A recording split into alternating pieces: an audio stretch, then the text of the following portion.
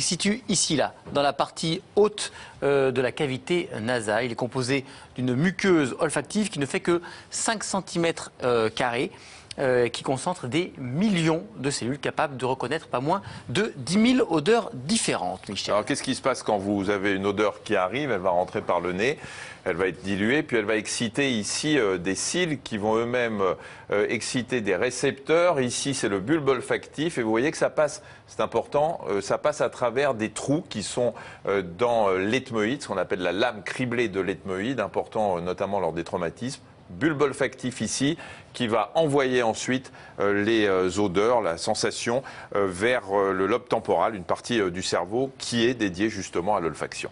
Et il peut y avoir des problèmes sur tout ce circuit. Exactement, il peut s'agir d'un problème de transmission. Un obstacle empêche les molécules odorantes d'atteindre la partie sensible du nez, autrement dit les récepteurs olfactifs. Il peut s'agir par exemple d'un polype ou d'une rhinite. Il peut aussi s'agir d'un problème de perception. Dans ce cas-là, l'odeur est captée, mais l'information nerveuse n'est pas transmise au cerveau. Alors parmi les causes, une lésion sur le trajet nerveux, entre les cellules et le centre olfactif. Traumatisme, intervention chirurgicale, intoxication médicamenteuse peuvent en être la raison. On va parler de tout ça avec nos invités. Le professeur Philippe Herman, qui dirige le service d'ORL et de chirurgie maxillofaciale à l'hôpital Lariboisière. Bonjour. Bonjour. Et nous accueillons également Isabelle Cazin. Bonjour. Bonjour. Alors vous, vos troubles sont apparus il y a 8 ans. Comment est-ce que vous vous êtes rendu compte la première fois qu'il y a quelque chose qui n'allait pas? Ça se fait très doucement avant qu'on trouve la raison. Ça a duré 1 ou 2 ans avant. Et ça se passe tout doucement, on ne sait pas trop finalement. Et puis c'est lors de l'intervention où vraiment les choses ont été très nettes. Parce que vous aviez finalement vous aviez une tumeur hein, oui. dans cette partie qu'on a montrée tout à l'heure sur l'ethmoïde. On va parler de l'après-opération, mais au début, comme cette tumeur bouchait un petit peu le coin, ça vous a quand même fait baisser l'odorat un petit peu ou pas? Ah oui, oui, oui, et ça a dû durer 1 ou 2 ans. D'accord. Et ça baissait, c'est-à-dire que... Il y avait des odeurs qui disparaissaient ou tout était diminué? C'est très difficile d'en parler réellement parce que il y a certaines odeurs que l'on sent, il y a certaines odeurs que l'on ne sent plus du tout, et il y a des moments où c'est plus trop. D'accord. Alors après, on vous a opéré, parce qu'il a fallu enlever cette tumeur qui était dans cette région. Et là, le problème, c'est qu'après l'opération, plus d'odorat du tout. Du tout. Du tout. Vous avez expliqué quoi? Eh bien, j'en ai pas trop parlé au départ parce que on se souciait du post-opératoire, d'autres choses. Il y avait des soins locaux. Vous avez prévenu? J'ai pas le souvenir. On m'a pas prévenu. Je crois que c'est moi, petit à petit, lors des consultations fréquentes, j'ai dû petit à petit en parler et dire au fait, voilà. Et je crois qu'on a parlé de l'odorat que parce que moi, je me posais des questions. Et alors là, vous ne sentiez plus rien du tout? Plus rien du tout. Comment est-ce que ça se manifeste dans la vie quotidienne? Comment on s'aperçoit qu'on ne sent plus rien? On ne sent plus rien et on goûte plus, pratiquement plus rien. Donc... Qu'est-ce que vous arriviez dans le goût? Parce qu'on sait que tout ça est. Alors il y a le sucré, le salé. Ça vous le sentiez? Voilà, ça c'est la mer. Voilà, ça on le sent. Parce que c'est la langue. Voilà, c'est la langue. Donc c'est déjà énorme finalement. Par contre, un plat qui brûle, impossible de le sentir. Ah, vous ne sentez rien du tout. Alors, juste avant d'aller plus loin, il faut expliquer que le goût et l'odorat sont très liés et que finalement, on perd le goût quand on perd l'odorat. D'ailleurs, les gens s'en rendent compte quand ils ont des rhumes, ils n'ont plus le même goût que quand tout va bien.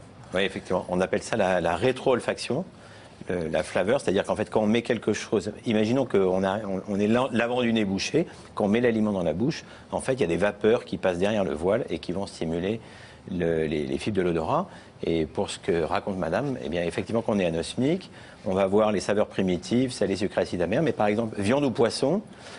On fait la différence en général parce qu'on a l'habitude, on voit le plat, on a en a mangé dans le temps. Il y a la texture et on fait une espèce de symbiose, de synthèse sensorielle. Voilà, il se souvient. Mais si on lui masque les yeux, elle ne voit pas l'emballage et on lui dit qu'est-ce que c'était, viande ou poisson, et ce qu'elle me disait tout à l'heure, elle ne sait pas. Alors vous avez utilisé un mot, il va y en avoir plusieurs. Anosmie, c'est quand on a perdu l'odorat complètement, le A privatif. Hyposmie, c'est quand on a moins d'odorat que normalement. Et il y a même des hyperosmiques, c'est-à-dire des gens qui sentent trop. Ce qui vous est arrivé sur certaines odeurs d'ailleurs. Oui. On va en parler, oui. On va prendre des questions de téléspectateurs. Je n'ai aucun odorat au réveil. Il revient ensuite. Dois-je consulter? Je pense que dès lors qu'on est gêné, c'est toujours bien d'avoir un avis. Le matin, on peut avoir le nez un peu encombré. Éventuellement, le nettoyage automatique du nez peut se faire moins bien. Ça dépend aussi du contexte. Parfois, on a des médicaments qui font que le nez gonfle plus à l'intérieur lorsqu'on est allongé, parce qu'on prend des médicaments pour le cœur, etc., ce qui peut intervenir. Enfin, en soi, ce n'est pas une plainte extrêmement typique. Il se peut aussi qu'il y ait une allergie à l'oreiller, par exemple, qui fait gonfler. Non, c'est vrai, en plus, si c'est de la plume, non? Mais quand on regarde, vous savez que dans les causes de perte d'odorat, l'histoire de madame est tout à fait emblématique, mais elle est très rare, en fait. La plupart des gens qui ont des troubles de l'odorat, heureusement, n'ont pas de tumeur. Ça permet quand même de dédramatiser, quand même, singulièrement. Et la première cause, c'est ce que vous avez dit tout à l'heure, c'est la rhinite, la sinusite. Mais dans ces rhinites et sinusites, l'allergie n'a pas beaucoup de place. Car les allergiques sentent un peu moins bien, mais quand même très bien. C'est plutôt les autres variétés qui sont très gênées. Depuis ma naissance, je souffre d'un odorat très développé. Certaines odeurs me rendent malade. C'est juste galère. J'ai 63 ans. Donc là, on est dans l'hyperosmie. Ce qui n'est pas facile non plus. Alors, en tous les cas, la chance, c'est que les récepteurs fonctionnent et toute la boucle fonctionne. Après, c'est effectivement, qu'est-ce qu'on en fait? On a le même genre de problème chez certains patients à propos de l'odorat, à propos de la vision. Quand vous avez la migraine, la lumière vous fait mal aux yeux, etc. Très honnêtement, on ne connaît pas très bien les mécanismes de ça, mais on aurait pu imaginer que ce patient ou cette personne mette ça à profit pour devenir un nez chez un parfumeur. Parce que vous savez que... Comment ça évolue au fil de la vie, l'odorat? En général, l'odorat se porte moins bien au fil de la vie, hein, parce que dans les grandes altérations physiologiques, c'est l'âge, et d'autant plus qu'on a une maladie dite dégénérative. Vous savez qu'aujourd'hui, on est très concerné avec l'allongement de la durée de vie par l'Alzheimer, et un des premiers signes de l'Alzheimer, c'est la baisse de l'odorat, et on avait même proposé de dépister cette maladie avec des tests de l'odorat. Alors, Dieu merci, si vous avez 70 ans et vous sentez moins bien, il y a beaucoup d'autres causes. N'allez pas penser que vous avez un Alzheimer. Vous venez de vous faire une clientèle, là. Il va y avoir du monde à la Rivoisière. Pourquoi un simple rhume peut-il amener à perdre l'odorat? Est-ce toujours irréversible, Léa? Alors, on rappelle que les rhumes sont dus plus souvent à des virus qui, effectivement, heureusement rarement, peut attaquer les filets olfactifs. Donc le virus du rhume et des familles apparentées vient toucher ce qu'on appelle les cellules ciliées. Donc les cellules ciliées, c'est celles qui transportent le mucus dans le nez, mais c'est aussi celles qu'on a vues tout à l'heure à la partie haute de la fosse nasale qui sont responsables de l'odorat. Il est normal d'avoir une anosmie, de ne pas sentir les odeurs pendant 3-4 jours pendant un rhume. La plupart des gens, heureusement, récupèrent. Et puis de temps en temps, il y a une lésion de ces récepteurs olfactifs dont on a parlé tout à l'heure, ces petits neurones qui sont censés s'exciter lorsqu'ils détectent l'odeur spécifique pour laquelle ils ont été créés d'une certaine manière. Eh bien, lorsque l'odorat disparaît, c'est la deuxième cause de perte de l'odorat. C'est extrêmement fréquent. Le pronostic, dit-on, n'est pas très bon, on n'a pas de traitement très spécifique, mais 1 tiers à 2 tiers des patients vont récupérer l'odorat au bout d'un certain temps, parfois 2 ans, 3 ans, mais ils ne le savent pas quand ils le récupèrent. Parce qu'une odeur, en fait, c'est une espèce d'empreinte. C'est comme une carte sur le bulbe olfactif. Tout à l'heure, on a vu qu'au-dessus de la fosse nasale, il y avait un bulbe. Et en fait, quand on a une odeur, ça fait une carte, comme une carte de géographie, Angleterre, Allemagne, etc. L'un, ça va être la rose, l'autre, ça va être le jasmin, etc. Et quand il y a une récupération, souvent, la carte est modifiée. Donc les gens sentent, mais comme ils n'ont pas l'odeur qui correspond à ce qu'ils voient, ils ne réalisent pas. D'où l'intérêt à ce moment-là de la kiné, de la rééducation, etc. Mais on essaye, nous, de motiver les gens pour la vaccination contre la grippe. La grippe est un des facteurs de perte de l'odorat aussi. Alors, je ne suis pas un spécialiste de la grippe, mais je pense qu'effectivement, il n'y a pas de raison, dès lors qu'elle touche les cellules ciliées, absolument. Alors quand les causes d'un trouble de l'odorat sont identifiées, il est important de faire un test olfactif pour évaluer le niveau de perception et de reconnaissance des odeurs. Vous voyez ce reportage de Guillaume Morinet, Christian Gallet et Eliane Lassibille. Donc voilà votre nez, on voit l'air qui passe d'un côté et de l'autre. C'est suite à une chute de vélo qu'Hélène a eu un traumatisme crânien. Le choc en arrière de sa tête lui a fait perdre une partie de son odorat. Cornets. On voit apparaître petit à petit les structures intéressantes pour l'odorat, c'est-à-dire le bulbe olfactif du côté droit, alors que du côté gauche, on ne voit aucune structure qui permette de dire qu'il y ait un bulbe. Je ne perçois pas les odeurs que je percevais avant, et puis le goût, c'est pareil. J'ai juste ce qu'apportent les papilles, mais j'ai pas je ne peux pas identifier l'aliment. Installez-vous, je vous en prie. L'IRM a montré qu'Hélène devait pouvoir sentir quelque chose. Elle va passer maintenant un test olfactif pour mesurer sa capacité à identifier des odeurs. Sentez le contenu du flacon numéro 1. C'est l'odeur qui évoque fleurs, roses, jasmin. Première partie du test, apprendre à reconnaître 5 odeurs différentes. Alors, Et pour l'odeur de purin, de fromage de chèvre et de gâteau au caramel, c'est presque la même chose. J'ai l'impression que mon nez, il me donne un peu tout pareil. Alors ça me... c'est bien le problème. Oui. Souvent, les gens me disent, écoutez, je perçois des choses et je ne sais pas ce que c'est, ça ne me sert à rien dans la vie de tous les jours. Donc, ils interprètent ça comme je ne sens rien, alors que leur organe fonctionne. Et donc, s'il fonctionne, on peut faire en sorte qu'il récupère une fonctionnalité. Avez-vous senti une odeur? Alors, vous répondez oui. Oui. Et maintenant, on vous demande, regardez, reconnaissez-vous cette odeur? Dans cette deuxième partie de l'exercice, Hélène doit identifier parmi les 48 flacons l'une des 5 odeurs mémorisées précédemment. On part de concentrations très faibles pour arriver à des concentrations très fortes. Et donc, ça permet de faire une gamme, un seuil de détection des odeurs et un seuil de reconnaissance des odeurs. J'ai senti les odeurs, mais je ne peux pratiquement pas les identifier. Je fais appel au souvenir, à la consistance des choses, mais enfin c'est frustrant tout de même, hein, quand vous n'avez plus le goût. Et c'est ce que j'espérais, regagner un peu de goût, si c'est possible. Pour Hélène, ces tests sont encourageants. Elle devra néanmoins passer d'autres examens pour savoir si une rééducation pourrait améliorer son On va odorat. voir ça tout à l'heure. Alors Isabelle, est-ce que vous avez, j'imagine, fait des tests comme Oui, celui-là? absolument, oui. Et alors, qu'est-ce que ça a donné pour vous? Alors écoutez, la première fois, il y a 8 ans, je ne sentais strictement rien. Les tests ont duré 1 minute. Je crois qu'on m'a fait passer la fiole la plus forte, il n'y avait rien. Et maintenant, il y a 15 jours, c'était pas terrible. C'était pas terrible. On m'a dit que je sentais pratiquement rien. Et en même temps, vous avez ce qu'on appelle des odeurs fantômes. Oui. Expliquez-nous. Alors, il m'est arrivé de sentir notamment du kérosène. Alors, il y a plein d'autres choses, parce que je suis obligée de poser la question aux personnes à côté de moi en disant, est-ce que ça sent aujourd'hui, est-ce que ça sent ça, pour que je sache si c'était vrai ou pas vrai, parce que ça me surprend de sentir. Et alors, les odeurs fantômes, celle qui est la plus désagréable, je sens le kérosène. Alors, il paraît que c'est pas fréquent, mais bon, chacun a son odeur fantôme peut-être. Et la dernière fois, il y a quelques mois, ça a duré 3 semaines, nuit et jour, le kérosène, mais très très fort. J'avais mal à la tête, j'étais fatiguée, c'est quand même. Vous habitez loin d'un aéroport. Oui, je suis pas du tout. Vraiment, j'habite en pleine campagne. Bon, il y a peut-être des. Et puis donc, on m'a dit à ce moment-là, pour tromper un peu le cerveau, de sentir quelques huiles essentielles. On m'a donné 4 huiles essentielles à sentir pour tromper le cerveau. Et ça s'est arrêté aussitôt. Et vous alors que vous ne les ressentiez pas, ces huiles essentielles? Oui. Et ça a été finalement un test extraordinaire. Donc je les sens de temps en temps. Je fais des exercices avec des herbes aromatiques, avec des fleurs dans mon jardin. Je m'arrange toujours pour planter des rosiers qui sentent et pas des rosiers qui sentent pas, parce que je veux avoir... Vous m'avez dit la violette aussi. La violette, oui. Alors, elle sent des odeurs, voilà. en fait. Quand le médecin qui me suit m'avait proposé de détruire complètement la zone de l'olfaction, parce que c'était pour essayer de couper cette odeur de kérosène. Et je lui dis surtout pas, je sens la violette. Vous la sentez en vrai ou en odeur fantôme? En vrai. En vrai. En vrai. Cette odeur-là? Mais en fait, toutes les violettes ne sentent théoriquement, pas. ce que Isabelle décrit, ça n'est pas les odeurs fantômes. On appelle ça les parosmies, parce qu'en fait, elle a de l'odorat. Il est très faible, et puis elle ne détecte pas toutes les substances, mais elle a de l'odorat.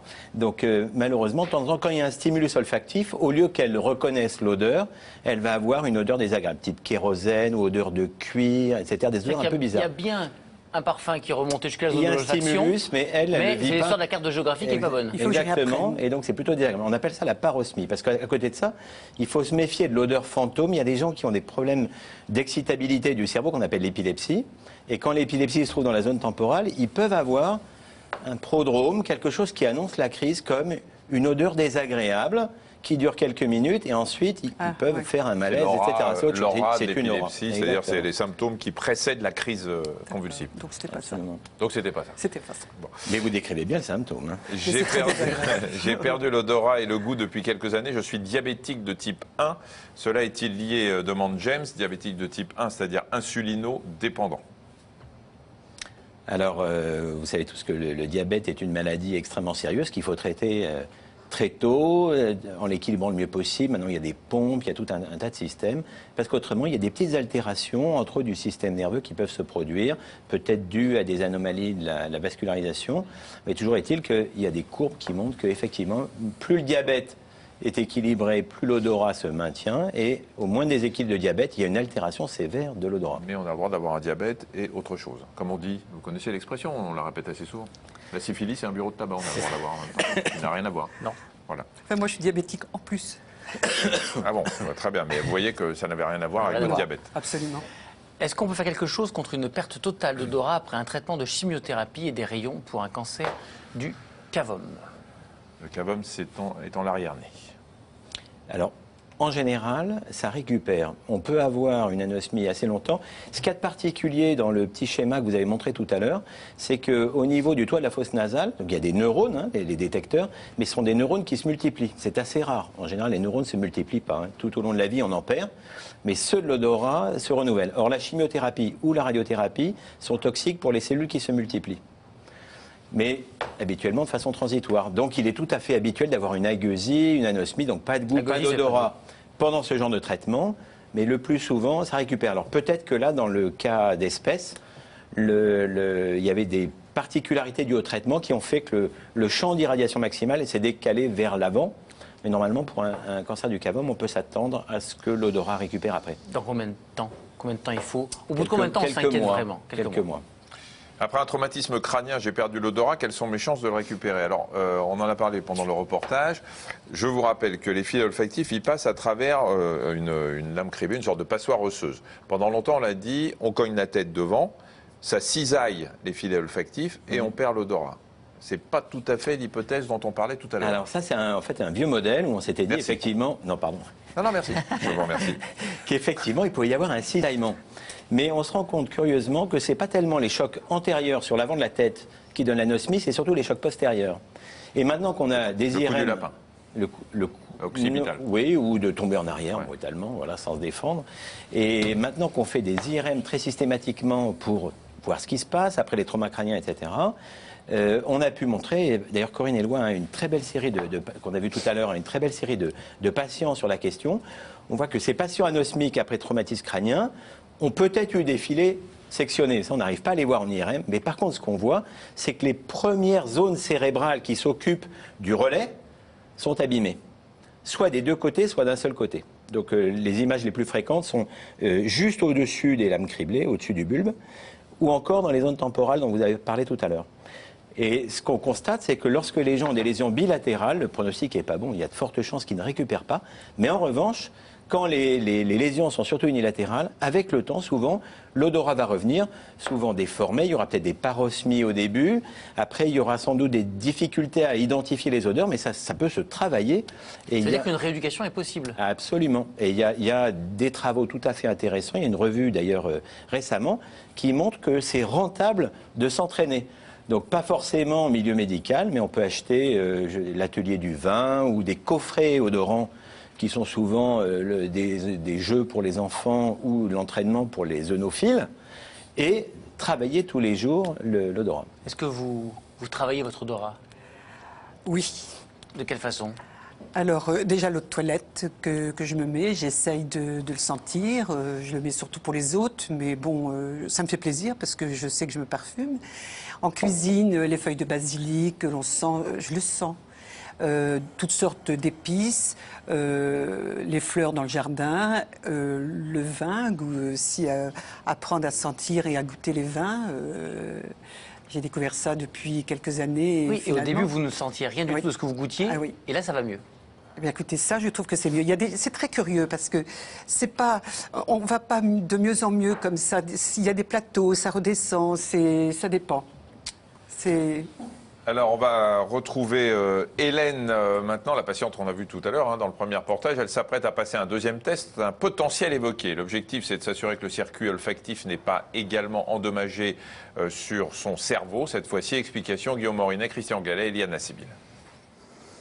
Est-ce que vous pourriez le tenir à l'avant de l'écran? Voilà. On retrouve Hélène pour le dernier test. Ses difficultés à reconnaître les odeurs ont amené les médecins à lui proposer un autre examen, le potentiel évoqué. On lui pose 32 électrodes qui vont enregistrer les activités électriques de son cerveau et cette canule. Cette canule, en fait, elle va permettre d'appliquer les petites bouffées d'odeur. Je vous laisse aller à votre rythme. Oui. Elle va décider, est-ce que j'ai senti une odeur ou est-ce que j'ai pas senti une odeur? Et elle a deux boutons. Un bouton dans la main droite, j'ai senti l'odeur. Un bouton dans la main gauche, je n'ai pas senti l'odeur.